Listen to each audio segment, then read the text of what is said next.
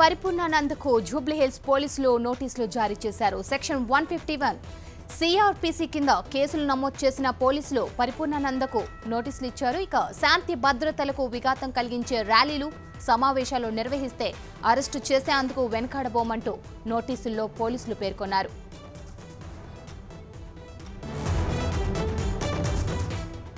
ఇక పరిపూర్ణానంద ఇంటి దగ్గర పరిస్థితి ఏ విధంగా ఉందో మరింత సమాచారం మా రిపోర్టర్ ప్రవీణ్ లైవ్ లో అందిస్తారు. Praveen, over to you. ఇప్పటికే పరిపూర్ణానంద సరస్వతి స్వామికి నోటీసులు కూడా ఇష్యూ చేయడం జరిగింది. సిఆర్పిసి 151 కింద నోటీసులు ఇష్యూ చేశారు. సభలు సమావేశాలు ర్యాలీలు నిర్వహిస్తే అరెస్ట్ చేస్తామంటూ కూడా నోటీస్ ఇవ్వడం జరిగింది. ఈ నోటీసుకు సంబంధించిన విషయంలో ఇప్పటికే ఏదైతే ర్యాలీకి సంబంధించి ఎలా ముందుకు వెళ్ళాలనే అంశంపైన పూర్తి స్థాయిలో అయితే చర్చలు జరుపుతున్నారు. అయితే నిన్న రాత్రి ఏదైతే రామ మందిరంకి వెళ్ళిన తర్వాత అక్కడ కీలకమైనటువంటి పరిణామాలు చోటు చేసుకున్నాయి. అక్కడే దీక్ష కొనసాగించాలని భావించినటువంటి స్వామీజీని బలవంతంగా పోలీసులు తన ఇంటికి జూబ్లీహిల్స్ కూడా తీసుకురావడం జరిగింది. అయితే ఉదయం స్వామీజీ కూడా పోలీసులతోనూ తర్వాత హిందూ ధార్మిక సంస్థలతో కూడా మాట్లాడడం జరిగింది. ఎందుకంటే ర్యాలీ వ్యవహారం సంబంధించిన విషయంలో ఇప్పటికే డీజీని కూడా కలిచారు. అయితే డీజీ కూడా దానికి అనుమతి ఇవ్వకపోవడం వల్ల ఈరోజు ఎలా ముందుకు వెళ్తారనే అంశంపైన మరికొద్దిసేపట్లోనే స్వామీజీ వివరణ ఇచ్చే అవకాశం అయితే కనపడుతుంది. దాంతోపాటు ఇప్పటికే హిందూ ధార్మిక సంస్థలు కూడా పెద్ద సంఖ్యలో స్వామీజీ ఇంటికి చేరుకొని ఆందోళన చేసే అవకాశం అయితే కనపడుతుంది. ప్రస్తుతం మనం చూడొచ్చు స్వామి పరిపూర్ణానంద ఇంటి దగ్గర వద్ద పోలీసులు అయితే భారీ బందోబస్తు చేశారు. ఎందుకంటే ఎలాంటి ఇబ్బందులు తలెత్తకుండా శాంతి భద్రతలకు విఘాతం కలగకుండా ఉండేందుకే దాదాపు 200 మంది పోలీసులతో కట్టుదిట్టమైనటువంటి భద్రతా ఏర్పాట్లు చేసినటువంటి పరిస్థితి కనపడుతుంది.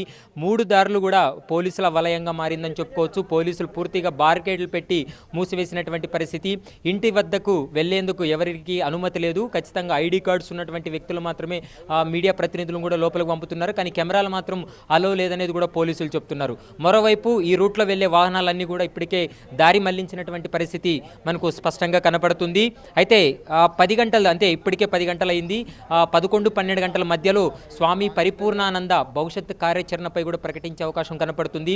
ఎందుకంటే నిన్న రాత్రి పోలీసులతో మాట్లాడినప్పుడు ఖచ్చితంగా ర్యాలీకి అనుమతి ఇవ్వాలి, తానొక్కడే ఏదైతే బోడుప్పల్ నుంచి యాదాద్రి వరకు పాదయాత్ర కొనసాగిస్తాను, ధర్మాగ్రహ యాత్రతో పాటు ఎలాంటి ఇబ్బందులు తలెత్తకుండా శాంతి భద్రతలు విఘాతం కలగకుండా మేము వెళ్తామనేది కూడా పోలీసులకు స్వామీజీ సూచించాడు. కానీ పోలీసులు మాత్రం ఈ విషయం పైన నిర్ణయం తీసుకోలేదు. ఇప్పటికే స్వామీజీ ఇచ్చినటువంటి ఏదైతే పిటిషన్ ఉందో దాన్ని కూడా పోలీసులు అయితే మాత్రము అనుమతి ఇవ్వకుండా కొట్టివేయడం జరిగింది. దీంతో పాటు ముఖ్యంగా ఈరోజు మధ్యాహ్నం తర్వాత కొన్ని కీలకమైనటువంటి పరిణామాలు చోటు చేసుకునే అవకాశం ఉంటుంది. ఎందుకంటే స్వామీజీ యాత్ర కొనసాగిస్తారా లేకపోతే ఇక్కడే తన ఇంట్లో దీక్ష కొనసాగిస్తారా అనే అంశం పైన పూర్తి స్థాయిలో కూడా ఏదైతే మధ్యాహ్నం తర్వాత వెలువడే అవకాశం అయితే కనపడుతుంది. ఇప్పటి వరకు మాత్రము విశ్వ హిందూ పరిషత్తు తర్వాత బజరంగ్ దళ్ కార్యకర్తలు దాదాపు 70 మందికి పైగా అరెస్ట్ చేశారు.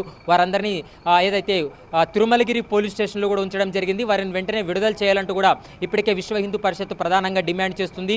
మరోవైపు స్వామీజీకి మద్దతు పలికేందుకు వివిధ జిల్లాల నుంచి కూడా పెద్ద సంఖ్యలో కార్యకర్తలు ఇక్కడికి రావడం జరుగుతుంది. వచ్చిన తర్వాత ఏదైతే ఇక్కడ మరీ ఉద్రిక్త పరిస్థితులు నెలకొనే అవకాశం ఉంటుంది కాబట్టి దాన్ని దృష్టిలో పెట్టుకునే పోలీసులు అయితే భారీ బందోబస్తు ఏర్పాటు చేశారు. మరొకసారి ఈరోజు డీజీపీ మహేందర్ రెడ్డిని కూడా హిందూ ధార్మిక సంస్థలు ప్రతినిధులు కూడా కలిసే అవకాశం ఉంటుంది.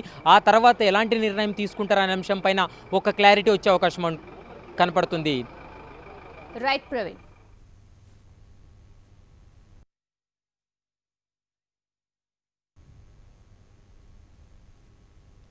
ఇక ఆదిలాబాద్